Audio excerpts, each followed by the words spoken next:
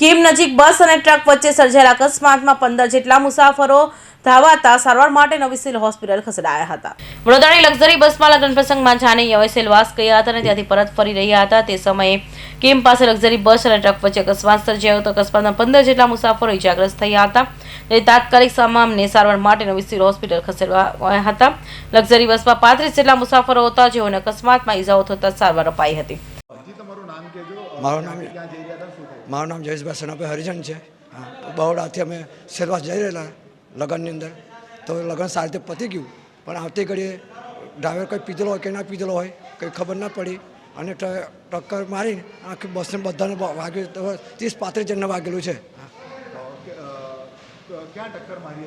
હવે ડ્રાઈવર અમે પાછલી સીટમાં બેઠેલા, ખબર નહીં હવે આગળ ટ્રકવાળાની જોડે ઘુસાઈ દીધી, ટ્રકવાળો તો ભાગી ગયો છે, પણ બસ ત્યાં પડી છે। પોલીસ આવી ગયેલી અને પોલીસ કમ્પ્લેન બી થઈ ગયેલી છે।